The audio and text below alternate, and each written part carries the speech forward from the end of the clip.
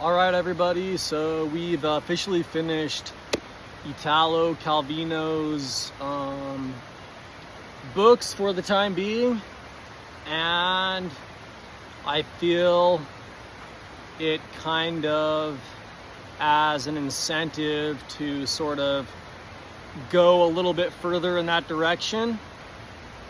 Using some of our momentum that we've built up, I feel like we've actually really sort of added on to the architecture as much as one reasonably could of something that is seemingly so basically encrusted, almost as Italy itself is or seems to be. And now I feel like moving on to some Greek. So we've got Aristotle here, a graphic biography, and this is by Tasso, Apostolidis, and Alexis, Papadatos, illustrator of Logicomix. And I have been to Italy and Greece, and one of the biggest differences is I feel like one's more bold and one's more fine, one's more sort of classical, and one is more refined, almost angelic, I guess, is how I would describe Italy in comparison to Greek, at least nowadays. And I say encrusted because it just seems like every space basically almost like has that sense of there being hard water there that is deposited calcium just everywhere, and it's like a giant crab kind of thing, is, you know what I mean, or a barnacle kind of thing, just encrusted is almost like, I feel like the right word for Italy, almost like Atlantis, you know what I mean. And in a lot of ways, I feel like these places did sort of just kind of settle down, you know, if I had to put it in a much more mute tone. But I think that a lot of Greek stuff is more contrarian and questioning, and a lot of Italian and Roman kind of stuff. There's a little bit of a nuance there, which is like a twist, right? When I say that the thoughts of the Greeks are that way, but then the thoughts of the Romans and Italians seem much more bold in their thinking. And it's, you know, sort of, I think, this reflection across the water thing that I think happens as people basically sort of recycle a lot of this stuff as migrations happen, and then people remember and things gain and lose popularity, and people build new things and then they remember old things. And so I feel like there's sort of a network like that at play. And I really don't have too much time here today. I'm probably just going to do an introduction to this book because I got a football game that I'm going to with my family. So my initial impressions are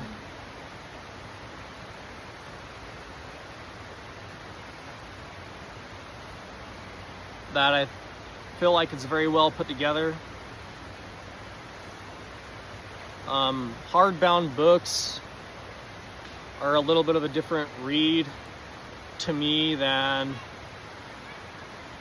you know, sort of that paper-bound, you know, feathery sort of ribbed paper kind of feel, you know what I mean? Just paper with a pattern on it, almost like a cloth sort of fabric. But then we have some of your typical Greek blues. And we have this man sort of posturing in all these ways. He seems a little bit clumsy to an extent. This is kind of like our character here that we're coming across here at the beginning, right? He's posturing. And I almost like feel that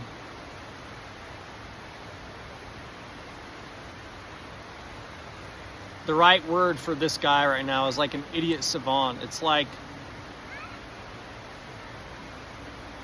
if there was something about, you ever heard of the Darwin Awards, where it's like they award these people like awards for basically just like dying? Let's look at the actual cover of the book. It looks kind of interesting. Got the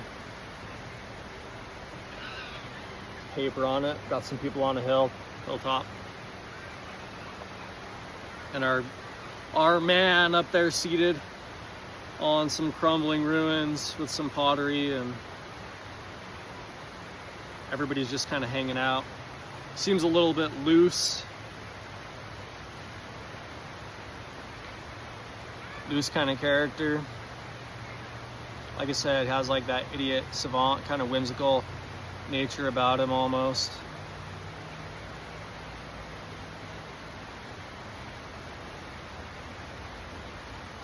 Like what it reminds me of more than anything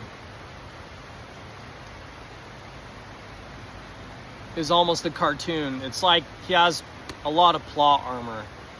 If anybody of you are familiar with like power scaling or how that works kind of thing, it's like certain characters, they have different things about them that grant them a sense of power. I feel like this guy, he has sort of like that plot armor almost, like no matter kind of what bad thing happens to him, it's like he exists on a different plane. So, you know, almost our character is not necessarily this guy, but this guy is the imagining of the individual, and sort of maybe how he portrays the learning process kind of thing, and how maybe something exists with plasticity and something with memory. So I know it's a fairly new book. Like, I think it was literally just printed last year. So as much as there is about it, if it's anything like most books, there should be still much to say about it.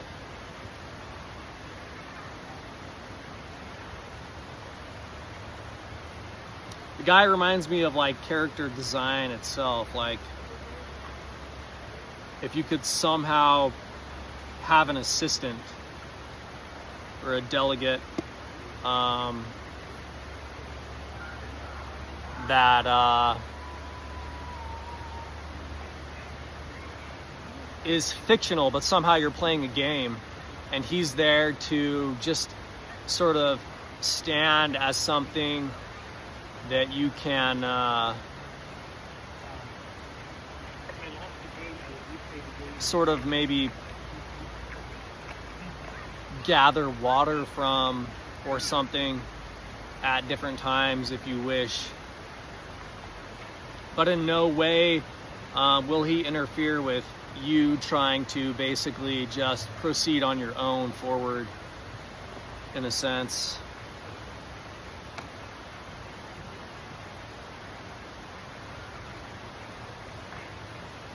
I feel like he's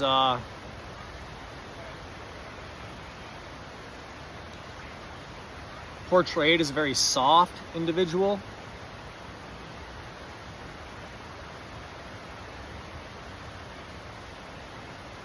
Maybe a little slow.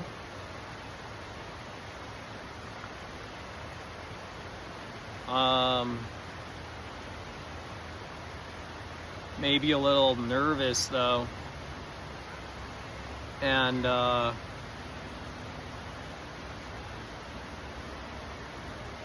maybe almost something like a sparrow or something to that extent, right? Where it's like his nerves are based upon like his size kind of thing, you know what I mean? Like he definitely has to rely upon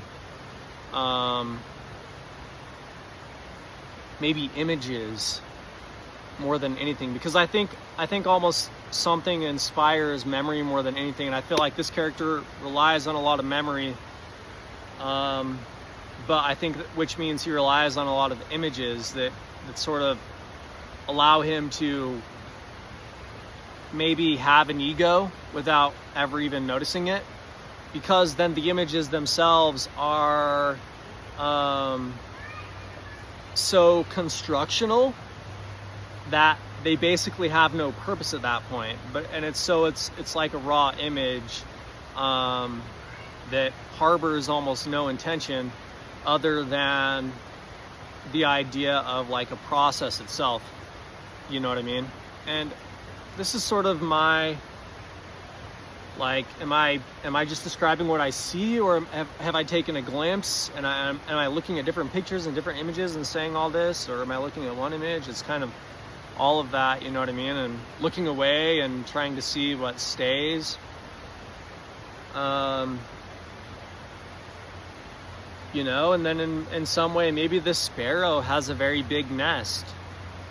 You know what I mean? If I was to kind of play off of that, like it can go through so much bramble that so many other things can't. That in a lot of ways, maybe, you know, that thicket of whatever sort of hides a big monster kind of thing, you know? But then I think that, again, if we look at the image of the whole thing, then it's just sort of like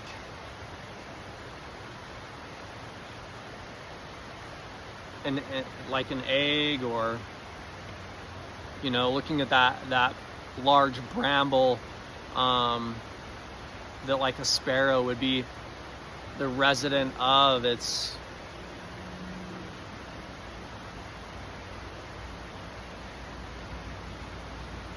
maybe something that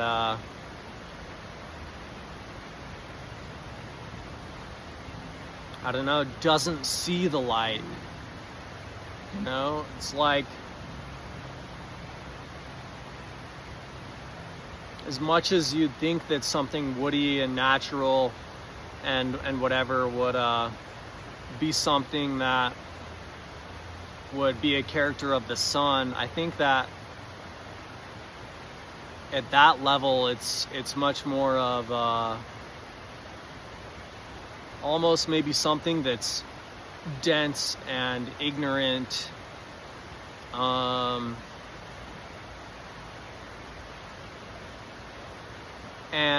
I think that, you know, maybe it's a little bit like a troll, or maybe in its most positive aspect, like a turtle.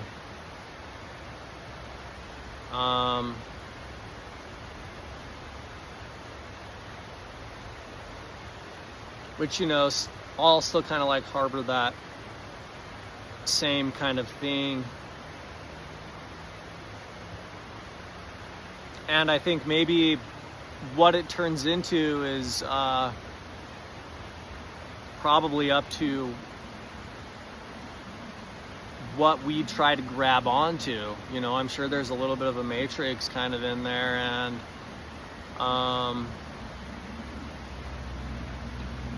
that mechanism can can sort of flower into many things.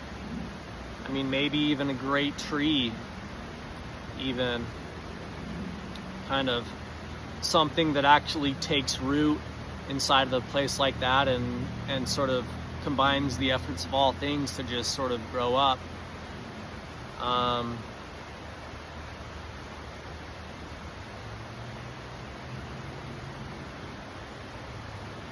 And then, of course, all the conventional, you know, thoughts that go along with Greek lineage, all the normal characters and all the normal heroes. Maybe we could call this guy like, what would I name this guy? Maybe it'll give us a name in here, but like,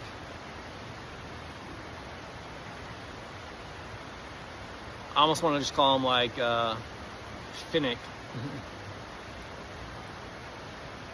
Finnick.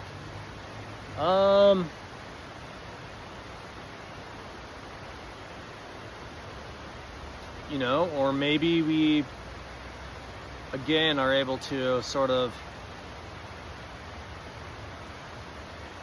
I think the place almost verges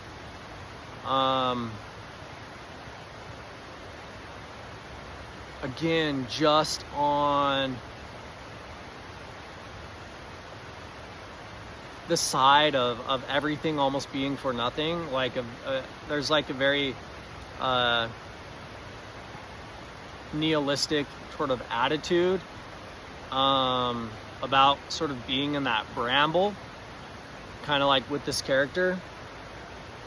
It's just like none of this should be used for anything, otherwise the character that feels like that's its home and that's guiding us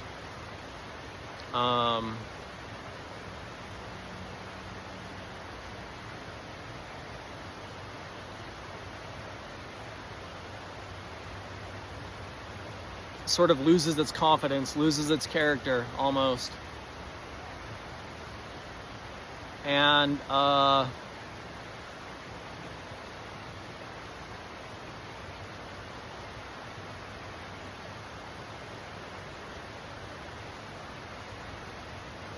for me, for some reason, when I think of Greek, I always think of like real farm. Like, this is just me personally. I always think of like real farm kind of personality, like, and then maybe the character can, like, if I was to like just be building off of all this and like what I know and what I've experienced, I think of like real farm character. It's like somehow Greece though is like, you know, if everything had just a stop for you to recognize familiar characters like in your life somehow, and just how maybe powerful they are to you, you know what I mean? Like Zeus and all these characters, it's like a farm at the edge of the woods kind of place, basically.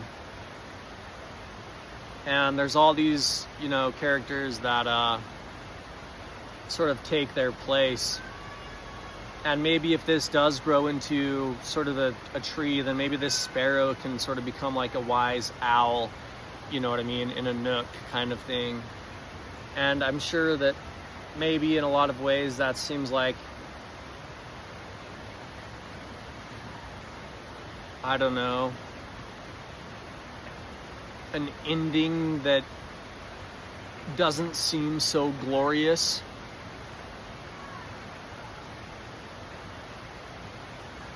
Until maybe we get a forest of these trees filled with owls. And then maybe that can be the most glorious kind of like Greek state that I can imagine, per se.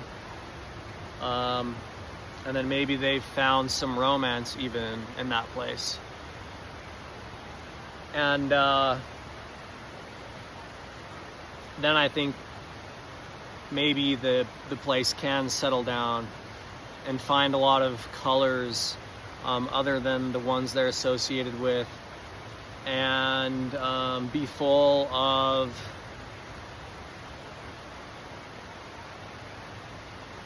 sort of like ocean views and looking glasses kinds of things, and chimes in the wind, and steps.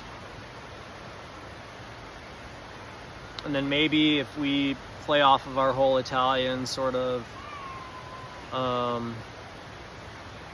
like opposition at this point, but you know, the devil that we do know or whatever in this sort of play,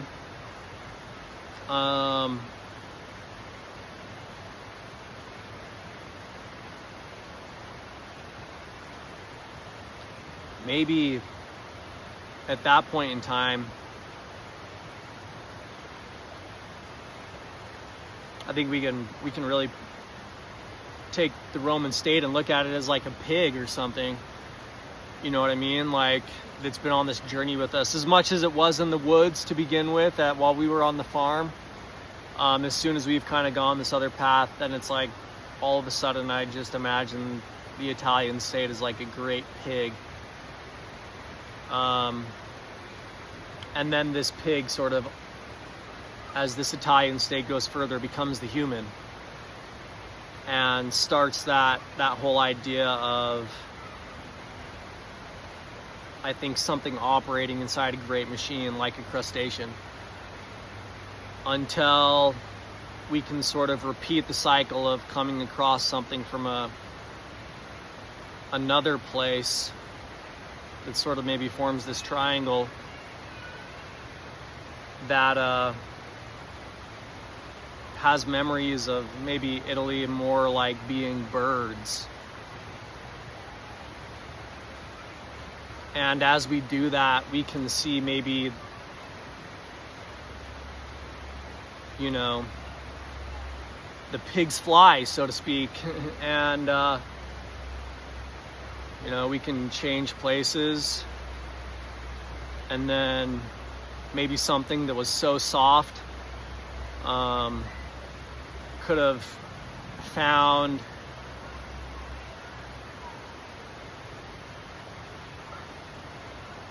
I guess, some great place to exercise in many directions, like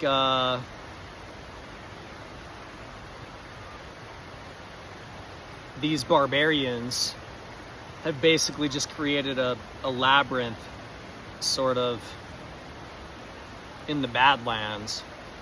And I feel like that's the sort of, you know, triangle that I'm going to form here with all this kind of stuff. My hypothesis.